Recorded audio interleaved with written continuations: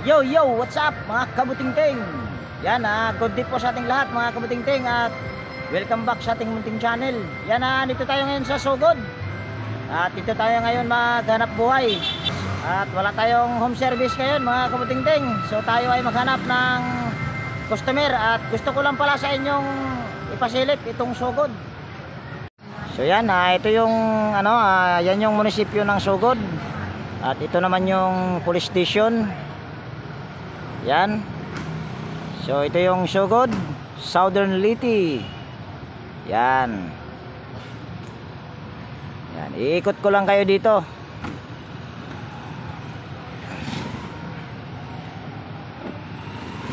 Yan. At tayo ay papunta roon sa Zone 1 mga kabutingting. So para hindi masyadong humaba itong video natin mga kabutingting ay siguro continue ko na lang itong video mga kabutingting pag ako ay nakahanap na ng customer para hindi masyadong humaba itong video natin. Yan mga kabutingting, nakahanap din tayo ng customer. At pasensya na dahil ayaw ng customer na isali sa video. Bakit gusto mo sumali ma'am? Kakaway-kaway lang naman. Ha? Ay, si Miss Beautiful na lang. Ayan, kaway-kaway mo na dyan, Miss. Sana. Yan, yan yung mayari mga kabutingting. Ito yung nahanap natin. At sana ay magawa natin ito. So, siguro ay wag na natin itong patagalin. At bago ko ito umpisahan mga kabutingting ay disclaimer lang.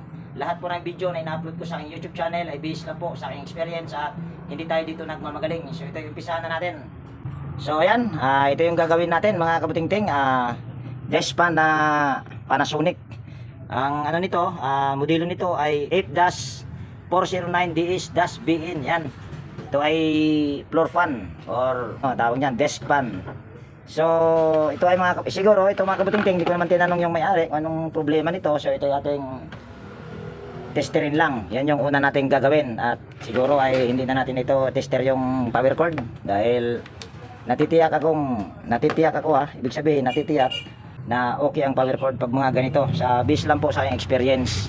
Yan at kukuha lang pala muna ako ng tester bago natin ito matester dahil wala pa akong tester na nilabas. Yan. Ma'am, so ito na yung ating tester.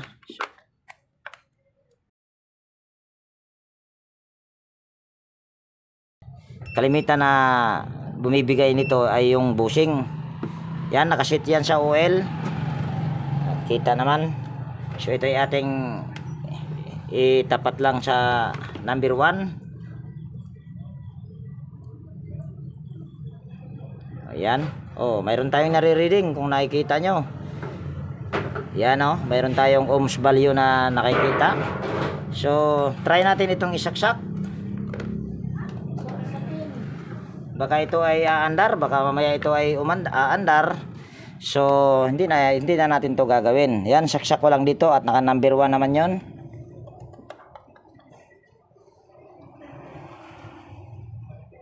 Yan, parang mahina yung ugong. Number 2. Number 3. Yan. Pero ang pinagtataka ko mga kabutingting, yan umuugong lang siya. Kala ko ay walang ugong. So, pag sabi ko nga kanina, ito ay tawag niyan base sa aking experience pag ganitong brand ay madalas ito sa bushing ang problema.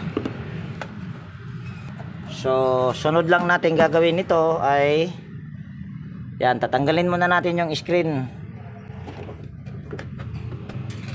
At yan, malambot naman siya pero ayaw umandar. Yan malambot naman. Dahil sabi ko nga kahit malambot yan, ito ay matakaw sa bushing. So tanggalin lang natin at saka natin ikutin pagka wala ng ilisi.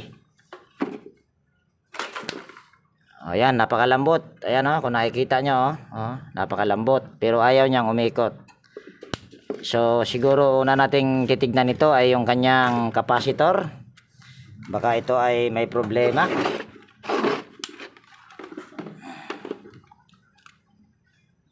Yan, pasensya na dahil wala naman tayong taga-video.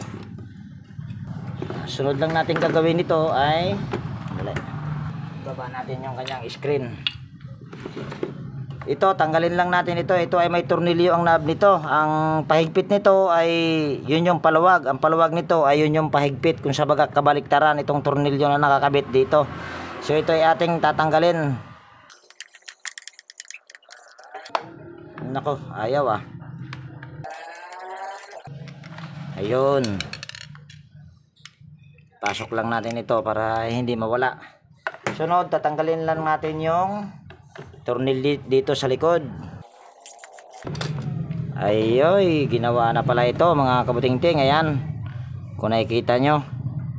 Yan, fast forward lang natin dito yung pagtanggal ng capacitor. So ito ay naka-bypass na. So ito ay iba-bypass na lang din natin dahil naka-bypass na ito. At check lang muna natin yung capacitor kung ito ba ay okay ba itong capacitor. Tignan nyo naman, tad-tad sa electrical tape. Napagawa nyo na po pala ito, ma'am. Wala, pumasok yung mayari. Akala ko nandyan pa sa likod ko. Wala na pala. Yan, fast forward lang natin ulit dito yung pagtanggal ng mga electrical tape. Yan, ito na yung capacitor nya. Nakalagay dito ay 1.2. Ayan ay kakabitan natin ng 1.5 microfarad dyan kung sakaling ayan ay sira na. Dahil wala akong 1.2. Pero ito naman ay walang problema kahit 1.5 ang ilalagay mo dyan. So silik lang natin ito sa capacitance. Ayan. Kita ba? Silaw. Ayan, pwede na yan. So ito ay ating testerin. Tanggal pa. Yan.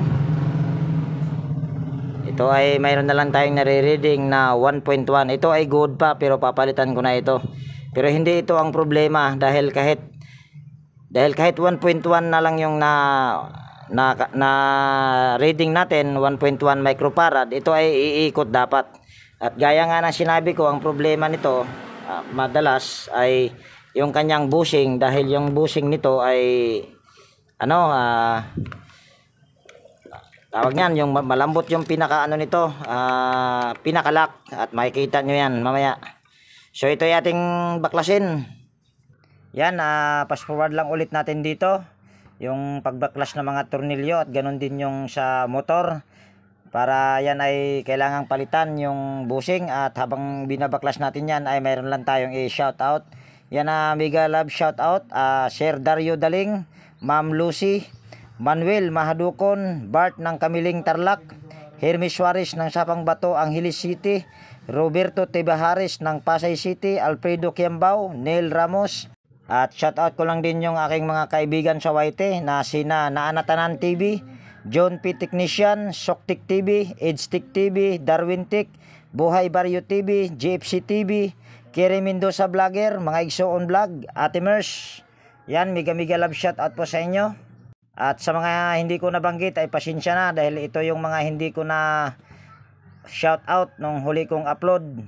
At sa ating mga silent viewers, yan, mega love shout out sa inyong lahat. At sa ating mga organic viewers, yan, mega love shout out. Yan, sunod ay dadahan-dahanin lang natin itong iangat. Yan. Ganon din tong isa. Ayan, ang may tama nito ay yung bushing sa pangharap. Kaya kung nasabing pangharap, dahil kung nakikita nyo, yan, tingnan nyo yan, daming gasgas. At medyo marami na talaga. So kailangan natin tanggalin yung bushing. So ang pagtanggal ng bushing nyan ay gumamit lang tayo ng yan, ganito ang gagamitin natin. Kahit anong bakal na saktong-sakto dito. Yan, para matanggal natin yung bushing at para mapalitan. So yan, gaganituhin lang natin.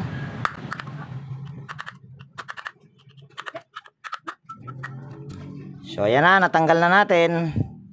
So ito na yung bushing, at papakita ko sa inyo na ito ay napakaraming gasgas kahit hindi ko pa nalinis yan. Ayan o, yung kumikintab-kintab na yan, yan yung mga gasgas. Yan, napakarami na. So yan yung pinakasira nitong electric pan na ito. Dahil sabi ko nga, kahit ito ay 1.1 microfarad lang, dapat ito ay gagana or iikot. Pero hindi na siya umikot. So ito ay magpapalit tayo ng bushing. Pero ito ay dalawa na ang papalitan ko nito mga kabutingting, para sulit yung may-ari. Yan, ito ay ating kakabit lang. Tapos babasahin lang natin ng langis yung foam dahil ito yung tuyo. Yan. Pero itong ginagamit ko ngayon, sa maniwala kayo eh hindi, ay mantika pa yan. Dahil hindi pa ako nakabili ng tawag niyan hindi pa ako nakabili ng langis. So kukuha lang ako ng plies at mayroon pa akong gagawin dito dahil ito ay malambot. Yan, sinabi ko nga kanina, dahil ito ay malambot. Pero kung hindi lang ito malambot, tong lock na ito, tiyak, kahit ito ay gawang China, matibay ito. So yan, kukuha lang ako ng plies. So yan, ito na yung plies natin. So sunod lang natin gagawin, ito ay gaganituhin lang natin. Yan, tutulak natin ito isa-isa papuntang baba para yung bushing niyan ay talagang kapit na kapit. Kailangan kasi ang bushing mga kabutingting ay hindi mo siya magagalaw sa kamay pag iyong gagalawin pag ito ay nakabit na itong lock nya. Dahil kung ito ay maluwag, hindi talaga iikot yan. So ayan na. So try natin kung ito ba ay gagalaw mamaya. So ito ay kakabit lang natin at yung mga yan, kung nakikita nyo yan, yung limang naka-clip nyan, ibababa mo lang yan para malak mo yung bushing. At hindi masyadong kita dahil alam tayong taga-video. Pwede rin naman pala ayusin natin para kitang-kita sa mata. Sinsya na ha, inayos ko lang yung aking tripod dahil wala tayong taga-video eh, para kitang-kita kung ano yung ginawa.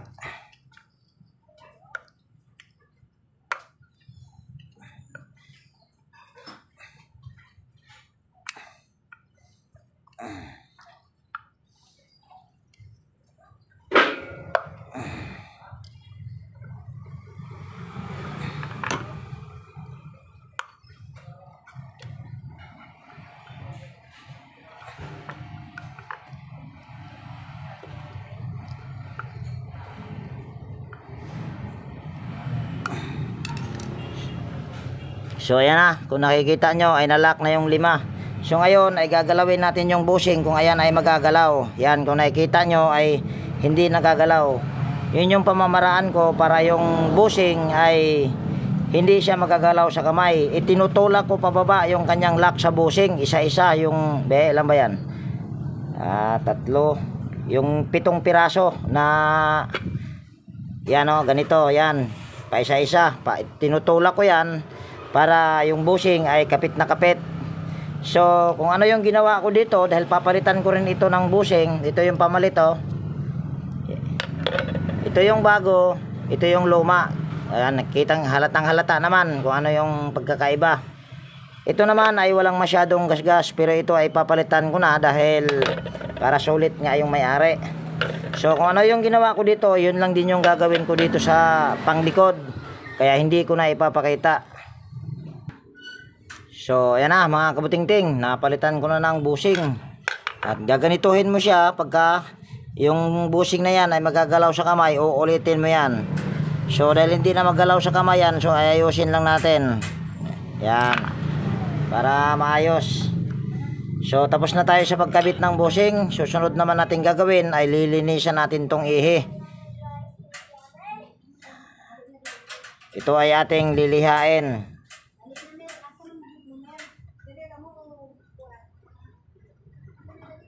Yan, ito ating lilihain at gumamit lang tayo dito ng liha na medyo hindi magaspang. Yan, katulad nito, yan. Yan, ito ililihain lang natin. It's not a game, it's a rich.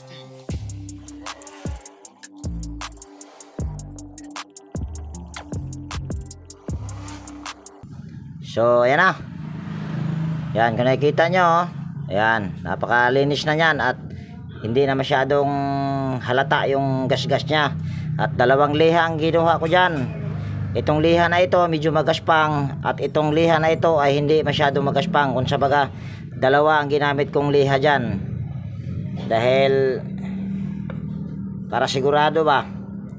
So dito sa kabila ay mahalata mo na yung bushing nito, yung sa likod, yan dito ay hindi pa siya sira. Dahil yan kung nakikita nyo, napakalinis. Pero yan ay ating lilinisan o lilihain din. Kasi bago yung nilagay nating bushing, baka mamaya kung hindi mo lilihain, baka bumigay lang ulit yung kanyang bushing at kakaroon tayo ng back job.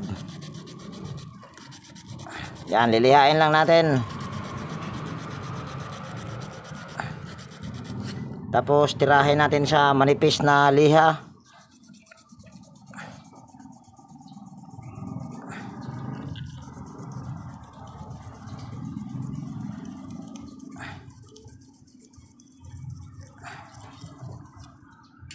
So ayan na. So pagkatapos ay linisan lang natin dahil sigurado niliha mo yan. Mayroong mga ano yan. Ano bang tawag niyan? Yung mga ano ba? Yung mga niliha mo nandyan baka dumikit. So dahil ito mga kabutingting ay bago ang bushing na ikinabit natin, itong sa harap ay wag nating bawasan ng washer. Yung sa likod ay babawasan natin dahil ang bushing nitong replacement at saka yung original, yan kung nakikita nyo itong dalawa na ito ay magkaiba ang haba nyan. So magbabawas ka ng spacer. Ayan. Yan na. Sunod ay lalangisan lang natin ito. Yan. Tapos kakabit lang natin dyan.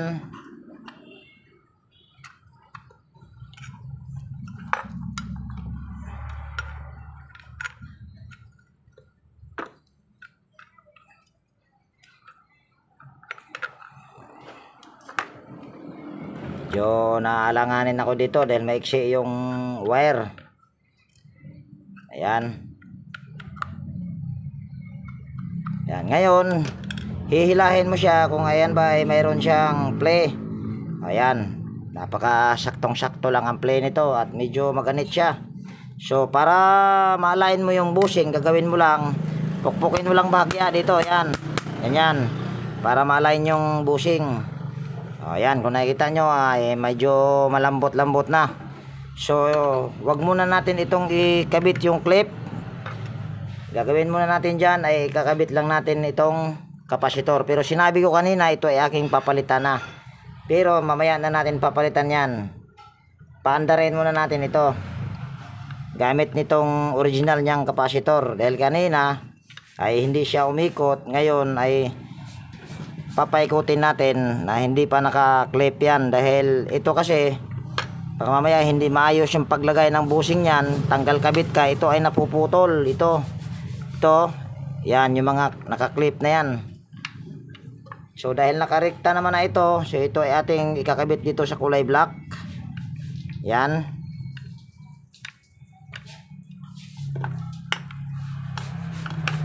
So, baliktad ko lang. Kailangan ay hindi na lang natin ito lagyan ng electrical tape, nakaganyan lang. Yan. Tapos kukuha lang ako ng panlagay dito sa ehe para makikita nyo na ito kung ito ba ay gagana na.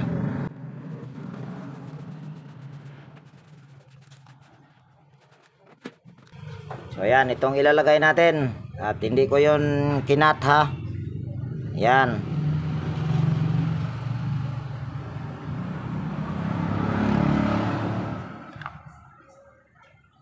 Ayan. Tapos medyo delikado itong pamamaraan na ito dahil hindi nakalagay ng electrical tape yan. Ayan. So tingnan nyo na lang ito na gagana. Pero ito ay hindi ko pa kinlip. Kung sa paghahawakan ko lang yan. Lagay ko lang sa number 1. Yan, naka number 1 na dito. At hindi nyo nakita dahil wala tayong cameraman. At kukunin ko muna yung extension natin. Yan, ito yung extension natin. Tapos sasaksak lang natin ito.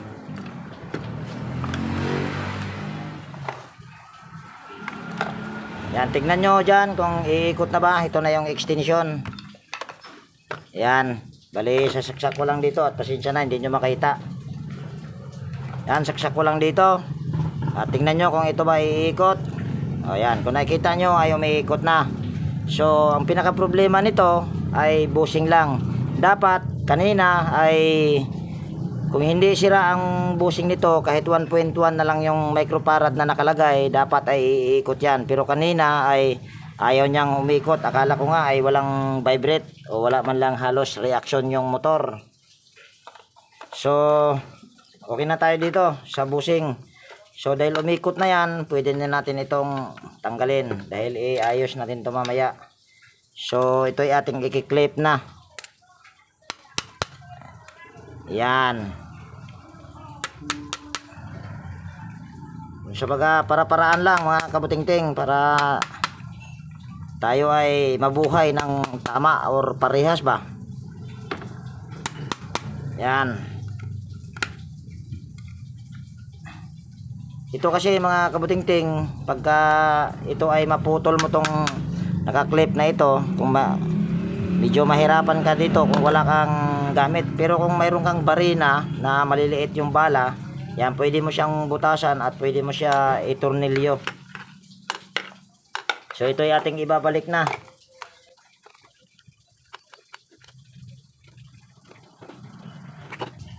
Ayusin ko lang yung aking tripod.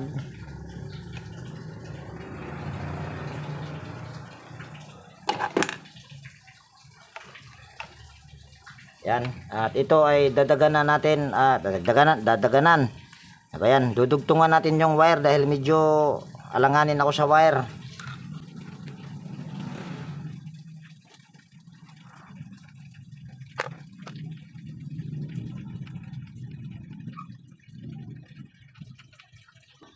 Ayan, kukuha lang muna ako ng pangsuklob dito at hindi electrical tape ang gagamitin ko dyan dahil napapangitan ako pagka electrical tape. Pero mayroon akong electrical tape ha. So ayan mga kabutingting, ito na. Yan. Pero sabi ko ay mayroon akong electrical tape. Ayan, electrical tape ko yan. Pero hindi ako gagamit yan. Dahil nasasagwaan ako pag electrical tape ang gagamitin ko. So ito ay hihinangin lang natin. Pero kung wala naman kayong panghinang, ay pwede naman tong hindi hihinangin. Pero dahil mayroon naman akong panghinang, so ito ay aking hinihinang. So ayan na. Radyo, maghinang ka? Dili. Sunod, lalagyan lang natin ito. Kung mayroon kayong shrinkable tube ang ilagay nyo. Dahil ako wala naman ako shrinkable tube, so ito lang yung ginagamit ko. Ito ay mga nakukuha ko lang sa electric pan. Napapangitan kasi ako pagka electrical tape yung ginagamit ko, kaya ito ang ginagamit ko, mas malinis. Bukod sa malinis ay malinis ang gawa, safety pa yan. O, di ba? Napakagandang tignan. So dahil sinabi ko naman kanina ay papalitan ko ng bagong kapasitor yan. So ito yung kapasitor na ipapalit ko, yan. Hulog pa. Yan, ito ay 1.5 microfarad at yung original nito ay 1.2. Pero kung magtataka kayo, ito malaki, 1.2 ang nakalagay. Pero ito maliit, 1.5. Sa totoo lang, ito ay dati, sa hindi pa ako masyadong nakakaano nito, wala sa laki ang kapasitor. Nasa laman, kung sabaga nasa loob kung ilang voltahe ang nakalagay dyan or ilang microfarad ang nakalagay dyan. So dahil ito ay bago, ayan, kikita nyo naman na ito ay bago. So ayan ay hindi ko na kailangan testerin yan. So ayan, kabit lang natin yung tong wire na ito dito sa magkabilang terminal at gagamit lang tayo ng hinang dyan. Yan, fast forward lang natin dito yung pagkabit sa dalawang wire sa magkabilang kapasitor. Kahit magkabaliktaran yan ay walang problema. So ayan na. So sunod lang natin gawin ay babalik na natin tong gearbox. Yan, tornilyo lang natin.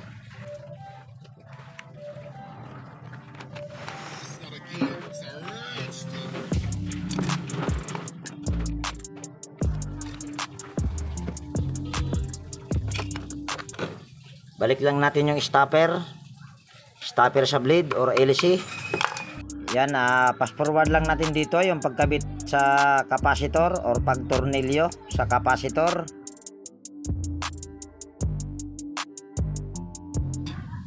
Yan, higpitan lang natin ito.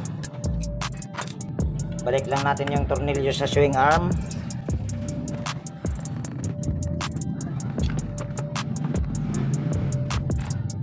Yan, lalagyan ko lang muna ito ng cable tie mga kabutingting. Yan, ito.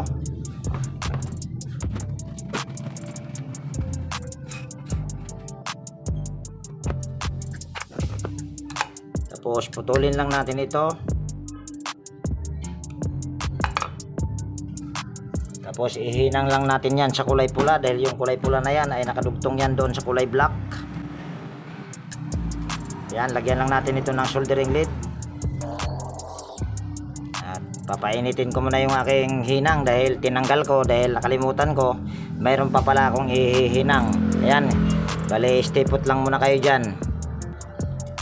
So ayan, siguro ay mainit na ito mga kabutingting. So ito ay ating lalagyan na ng soldering lead at para may kabit dito sa isang linya sa capacitor. So ito mga kabutingting ay wala na itong fuse dahil nirekta na, pero ganon din naman ang gagawin ko. Irerekta ko din ito kung ako ang unang bumutingting nito. So ito ay ating ihinang lang dito. Ayan. Sunod ay balik na natin ito. Dapat pala nilinis ko na ito kanina pa habang nagpapainit ng hinang.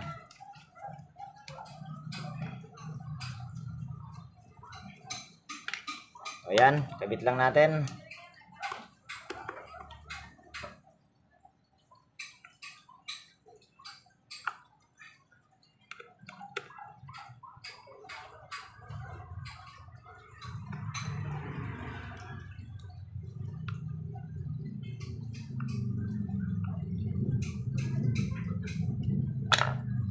So itong screen mga kabutingting, habang nagpainit ako ng hinang ay nilinis ko na yan.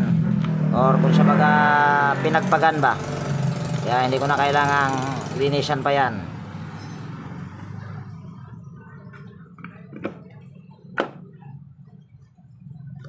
Sana ba yung lock sa LC?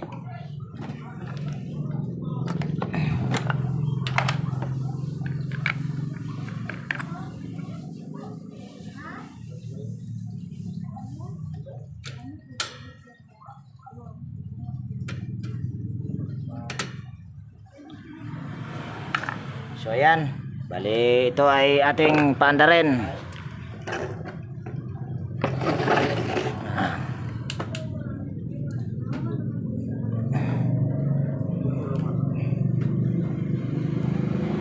Gaganyan lang natin para yung swing niya ay yan, para parehas ba or pantay. So yan, sasaksak ko lang dito yung power cord at ilagay lang natin ito sa 0.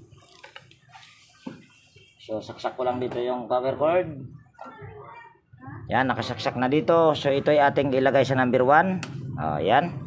Nakikita nyo ay ikot kaagad. Oh, di ba?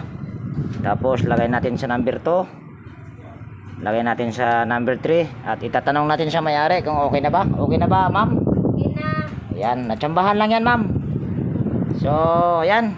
So, kung nakikita nyo, hindi ko pa tinakpan. So, ito ay ating tatakpan na dahil ito ay okay na. So, dalawa yung pinalitan natin ito, mga kabutingting. Yung dalawang bushing, tapos isang kapasitor. Pero ito ay pwede pa. Pero pinalitan ko lang siya para kahit papano ay lumakas-lakas. At dyan natin ilagay yan dahil iiwan ko yan sa may-ari. Dahil ganun kasi ako pagka pagkasira na ay iniiwan ko sa may-ari dahil hindi ko talaga dinadala yan, dahil alam nyo kung bakit hindi ko dinadala yan. Kung sira yan, dapat iiwan mo kung ano man ang naging sira dyan, dahil sinabi mo na sira yan, hindi mo na kailangan yan. Kaya ako, ganyan ako, iniiwan ko talaga yan. So linisan ko muna yung kanyang takip dahil maalikabok.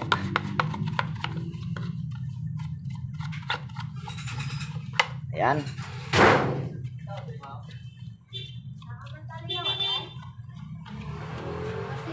So ayan, okay na yan.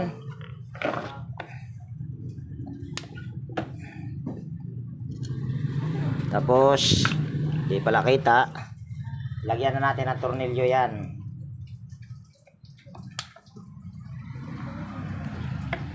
Tapos lalagay na natin yung knob. So yung knob dito ay yung pabaliktad ang pahigpit nito. So ganyan. Ayan. So pagpagan muna natin ng konti. Ayan. So final testing tayo. Final testing. Kaso malikabok ng konti. Ayan. Yan, lagay natin sa number 1. Then nakasaksak pa naman. So yan, kung nakikita nyo ay ikot siya kagad. Number 2. Number 3. Itong electric fan pala na ito mga kabuting-ting dito sa amin ay ito yung giveaway pag bumili ka ng tawag niyan aircon or refrigerator. So ito ay tawag niyan libre lang sa dito sa amin. Dahil ito naman si may-ari, oh, ayan. Kaway-kaway mo na, ma'am. Ayun, naapil, nasali ka na, ma'am. Padato. Padato. Dakpan ka, ma'am. So, ayan na, mga kabuting-ting. Siguro ay dito ko natapusin ang video natin sa araw na ito. At kung mayroon ka ditong natutunan, mga kabuting-ting, pwede bang hilingin ko yung pag-like at paki-share. At higit sa lahat, kung bago ka na napadpad dito sa aking munting channel, pwede bang hilingin ko na rin yung pag-subscribe mo at pakipindot na rin yung notification bell at ilagay mo sa all para ma-notify ka pag mayroon akong mga bagong i-upload na video. So ayan, laging nag-iiwan sa inyo ng ingat tayo palagi at God bless po sa ating lahat mga kabuting-ting. Yan, bye-bye na po.